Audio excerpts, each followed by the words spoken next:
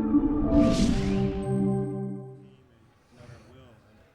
And the other night, even though you lose in double overtime, I mean, to play those guys as long as they did, and for you to get as close to winning against a team that's only lost one game in 2 years, like, how would you summarize the fight? It was a high-level game, and a lot of guys played a lot. I don't think Bryce Hopkins came out of the game, so it was.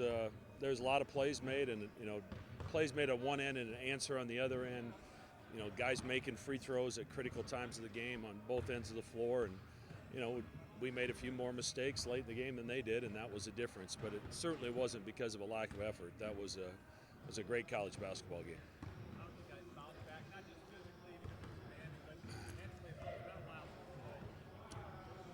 Well, I mean, if we're going to have a snow day, today's a good day because we were off yesterday, and it probably was nice for them to be able to lay around and stay off their feet today because that was it was a long trip back, obviously after a late game, and we've got an important stretch left. So I think the guys can see the finish line now and how important every game's going to be, and as a result, how important every practice will be.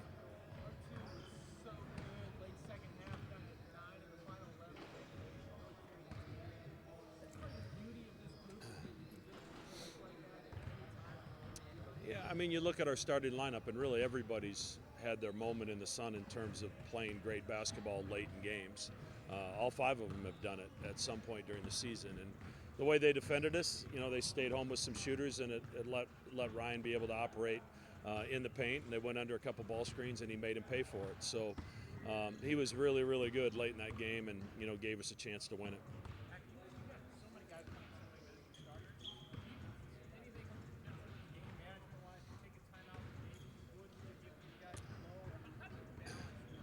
We manage it in practice. It's all a matter of what you do every week.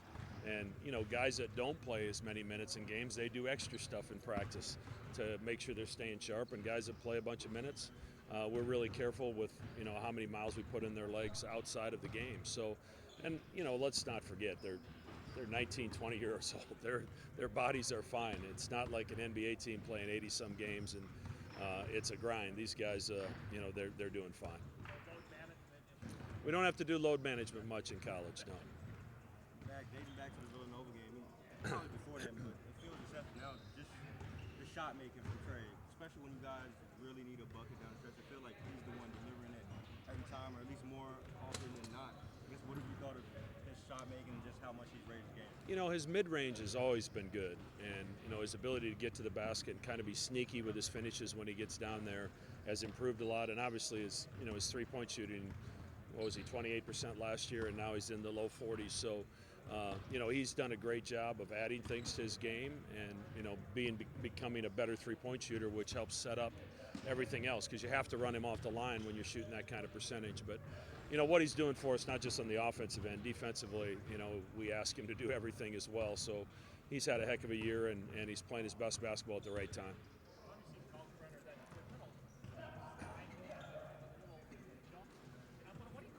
I don't know what that was exactly, but the one of them went in. So, but he's worked at that, and obviously people are being really physical with him right now. So, as a coaching staff, we've got to get him on the move a little bit more, and we've added a few wrinkles to try to do exactly that.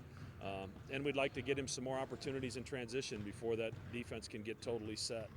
But we asked a lot of him the other night, being someone his size, to play those kind of minutes when they were beating the heck out of him every possession.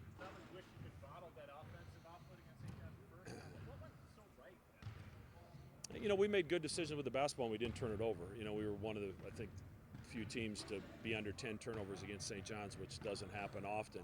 And if we want to be successful, we need to try to replicate that performance. But we've always had a hard time defending St. John's.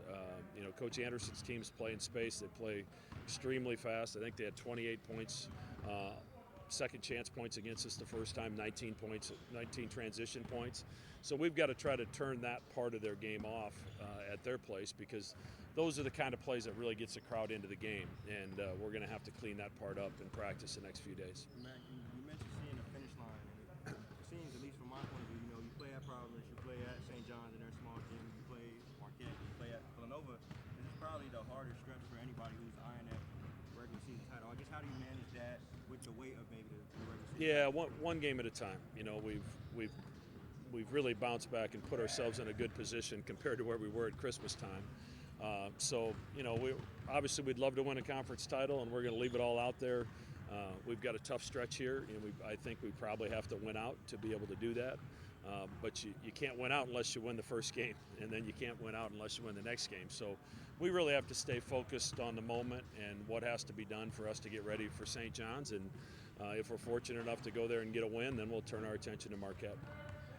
Mac, you mentioned you made more mistakes down the stretch against Providence, and you probably won't run. That's probably not the only game like that you'll run into the rest of the way. I guess what stood out to you in terms of those mistakes and what you can maybe control? Yeah, a couple of them were passes. Baylor tried to throw in into Kalk, and he had him, and then Kalk gave up the seal, didn't think it was coming, and that was a turnover that led to a three-point play by going the other direction. I believe I can't remember who got it, but that was a big play. Trey kind of lost one across the top of the floor out of his hands. Art had the same thing happen. So kind of some uncharacteristic turnovers at the wrong time, and we just had a few defensive miscues. An offensive rebound that was really huge. It was a long rebound, but I wish we could have ran it down. And then you got to be lucky as well. You know, we were fortunate that Jordan Hawkins' toe was on the line when we played against UConn, and unfortunately Ryan Nemhart's toe was on the line when he hit that long two in that game. And they shoot up a three and it gets stuck in the rim, and it's their jump ball, and they get a new shot clock. So sometimes you need good fortune as well. But our guys competed. We gave ourselves a chance, and I'm proud of them for that. If it would have been a Wednesday game, we would have. Or if I'd have known today was going to be a snow day, we would have. I mean, that's why we came back, to get them a couple days in class. And because once you hit the Big East tournament and then hopefully NCAA tournament, you miss some class time. And we wanted to try to minimize that. But, of course, that didn't work well this week either. Thanks. Obviously, you had your share of struggles to start the season, but in recent games, with foul trouble and whatnot, you've had the opportunity to prove yourself, and you've done fairly well. I guess what's it like being granted this opportunity this late in the season? Just always staying ready. That's what me and Mac always talk about. Our conversations throughout the season. Just staying ready when your number is called, being ready for the moment. I feel like I've been doing a good job of that, supporting teammates throughout the season. I feel like when your number is called and some things happen throughout a long season, that's all you can do is stay ready. I feel like I've done a good job of that, and I feel like it has showed on the court with some of the minutes that I've been getting and the opportunity that I've been doing out there when I'm out there. Yeah, and a couple games ago, Mac mentioned that you guys sat down and talked a few weeks ago, and you noted you were frustrated. I guess what were some of the things you were telling him, and what you think of your performance opportunity earlier? Just being a part of the program for 4 years, I know what he expects from his players, and just kind of knowing what he expects, and me just wanting to win games. That's really much the conversation was all about. Just me helping, impact, and winning, and trying to do the best what I can do as far as teammates winning, and and just really asking him whatever I can do to help the team win, and him giving me stuff that I need to work on and stuff that I need to focus on the team with to get better at that. And I think throughout the last few games that I've been showing what he's been telling me that I need to work on. You guys collectively bounce back after physically demanding.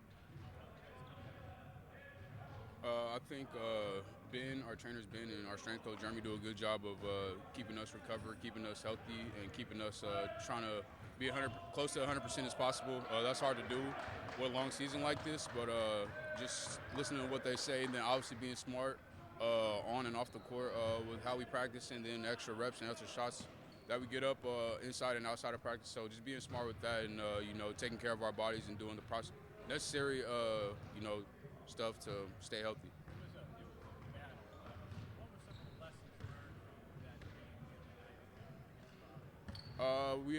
We just know that when you're playing on the road at Big East, it's always hard. So limit turnovers and limit mistakes is always key to get on the road wins. And then obviously just taking care of the ball, staying connected, being poised, being composed during moments like that. I think we did do a good job of that, but Providence is a hard place. Obviously they lost one game in 2 years, but I think that was something that we could really learn on and build on moving forward throughout the season.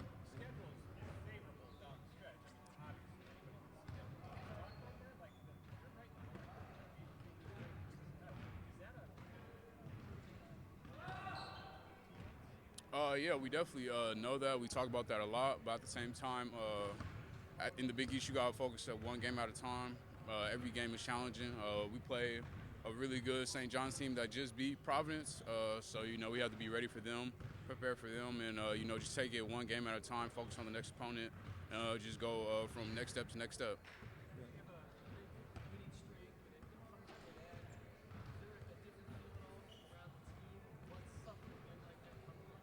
Not at all, because like I just said, we went to a hard environment in Providence, lost one home game in 2 years. And they obviously are in the hunt for a Big East regular season title too. So, we all knew what was at stake. We all know what's at stake, and really just not hanging our heads. Like we said, we got a bunch of tough games ahead of us that we got to focus on. So we can't really harp on what's in the past and focus on what's next.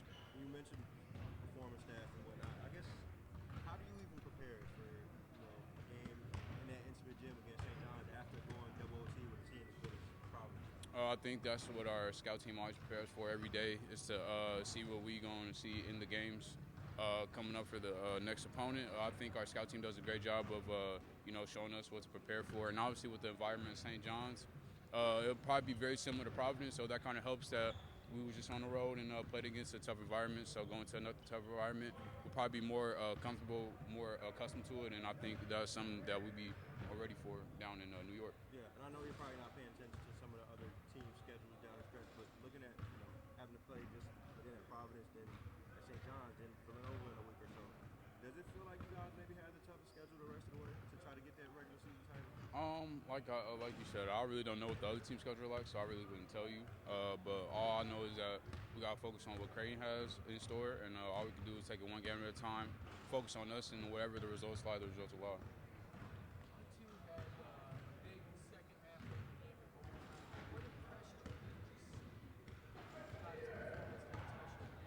I think I want to say, like, when I subbed him in at like the 12-11 mark, he had 2 points.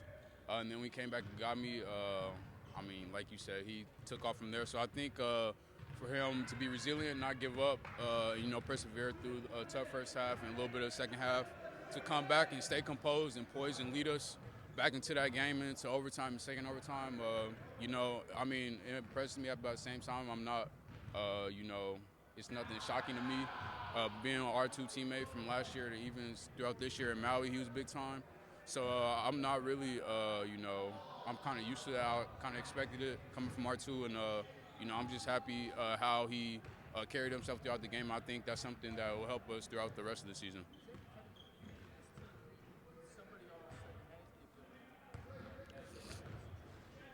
Like you said, we got from Ryan to Trey to Baylor, Arthur, Cogburner, list goes on. Those guys all can step up at any given moment. So I think them being unselfish to allow the other guys to be themselves in the moments where they're, providing a big spark for us. I think that's what allows us to flourish, and I think that's what allows us to be the team that we want to be, and I think that's what helps us, win games and stay connected at all times. And against UConn, he replaced Trey because he had his foul trouble, and then now he played his fair share of minutes, but it feels like he hasn't really lost his rhythm even when he comes out, those rare moments. Mm-hmm. So what have you thought of his play recently and just how much he brings momentum to Sashi is? I think Trey is somebody who's very similar to R2. I think for younger guys, they're very composed. They're very, aware of the situation of the game, and I think they do a good job of handling themselves. Even when the team needs shots, they need something going, I think they do a good job of keeping everyone comfortable, keeping everyone, in a good mindset. And I think Trey, when he's out there, even if he's in foul trouble, he never gets too low. And I think that helps him when he get back on the court to stay on point, stay sharp, and be ready for whatever is thrown at him when he gets in the game.